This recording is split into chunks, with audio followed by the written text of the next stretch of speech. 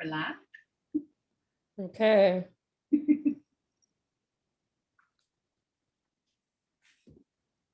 Hi everyone, I'm Tessa Linden. I'm joined today with Autumn Bri of Autumn Bri Photography.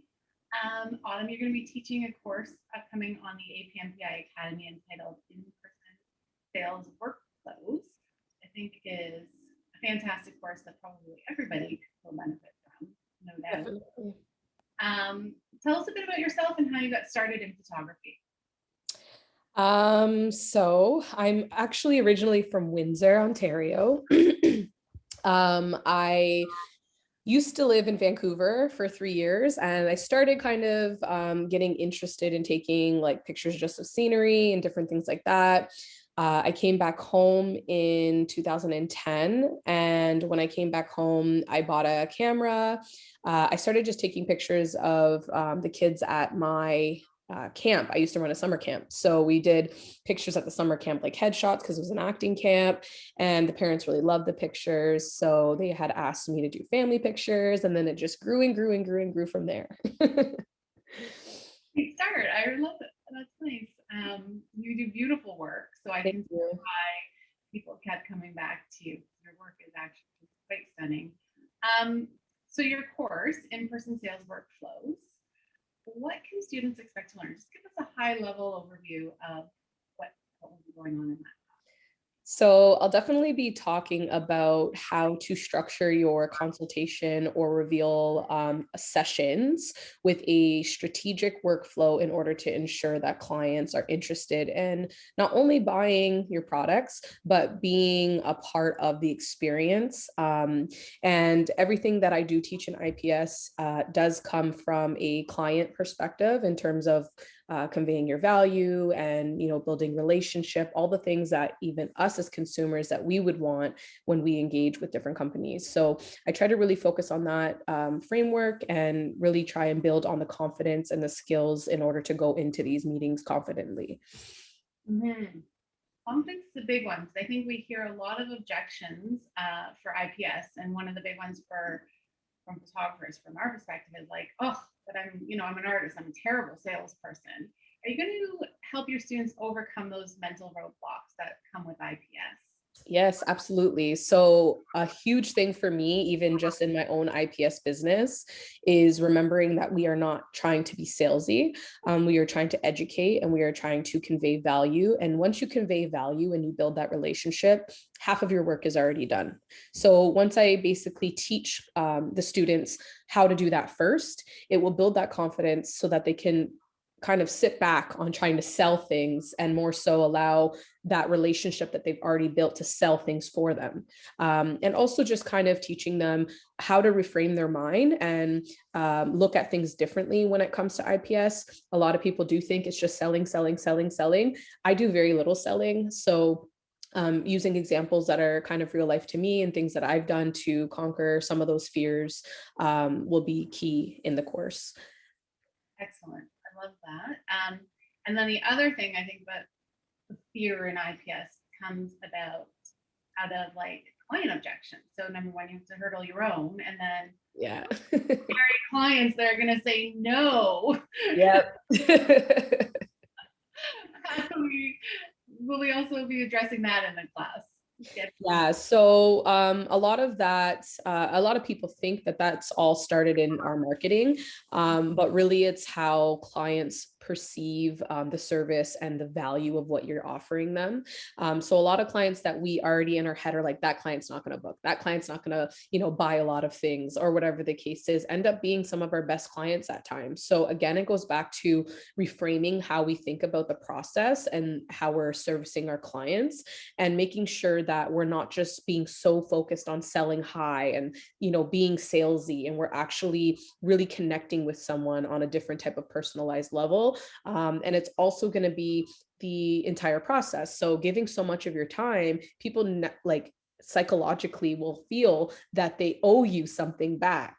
This is all a part of the psychology of sales, sorry.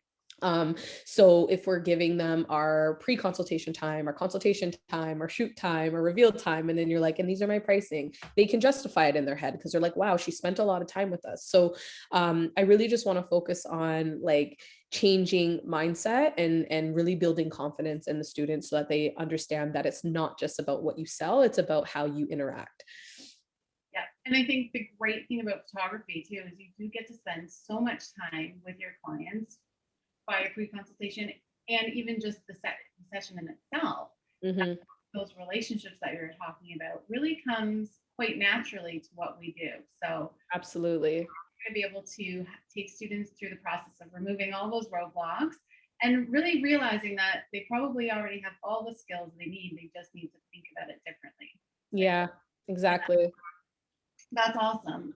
What's something you wish you knew about photography earlier in your Um, hmm.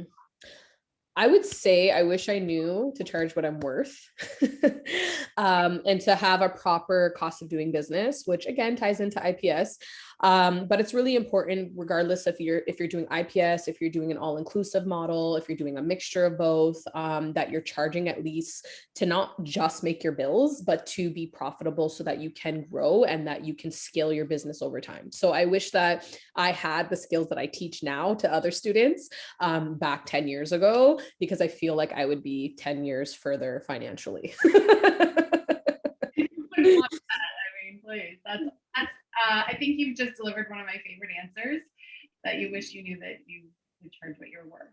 Yeah. I wish our industry would just give themselves a big hug and take that to heart. And Yeah.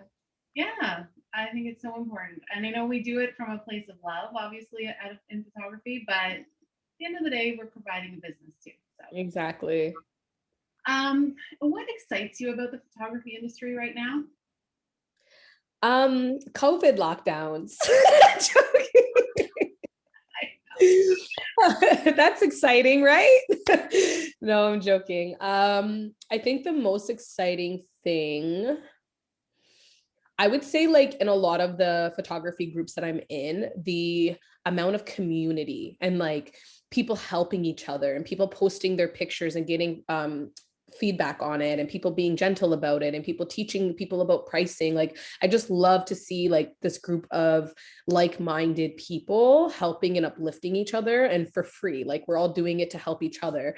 And in the long run, it's going to help our industry because there's going to be a standard and there's going to be expectation that's set by ensuring that those that are just starting are meeting certain standards and levels and technicalities and pricing and all of this stuff. So I think that's my favorite part right now. Yeah, I would agree. We do have such a nice community here, and I know we're in lockdown, but I think the other thing is we're all in it together too, right? And you really Mhm. I feel like right now we've really felt that, and there's been more support, and like whether it's through Facebook groups or Clubhouse. If you've been on Clubhouse, I find there's so Yeah. much going on in Clubhouse right now, where people are, where that information is just being shared to uplift everyone. What do you hope, back to your course? What do you hope that students taking the course are going to walk away with? I hope that students taking my course will, if they're like anti-IPS, that it will change their kind of perspective on how it actually is done. I also hope to build on those that are already maybe doing IPS, some new skills that maybe they don't know, or something that can kind of tweak their current process. And I'm hoping just all in all that people come out of this feeling more confident about the pricing that they're showing their clients, the process that they're showing their clients, the things that they're doing, and if there's any way that I can help, fix that or change it in any way, I think that that's a win. So that's my most the most that I'm looking forward to is just helping people in general. I think your class is definitely one of those like must takes for anybody new to photography, or even who've been doing it a while but haven't tweaked, like you said, their IPS process. And really, Yeah. I love the word processing. You use the word workflow in the title of the class.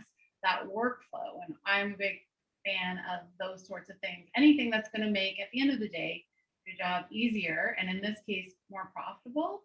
Total win. People should definitely sign up. Yeah. And there's definitely like, we say workflow a lot in newborn photography, for instance, like what is our workflow? Like we do beanbag, then props, but workflow is every aspect of our business has a workflow. And if you don't have a workflow, you don't have a system. So you don't have a way of doing things that's consistent, professional necessarily, and going to be something that follows through with each client each time.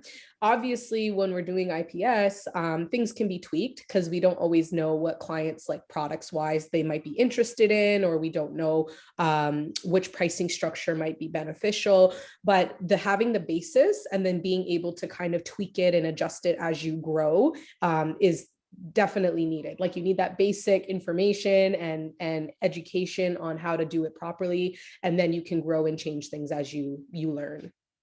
And become consistent, which I think is yeah. well, I mean, it spills over into every aspect of your business, that consistency piece. So yeah, that in even another way is tremendous.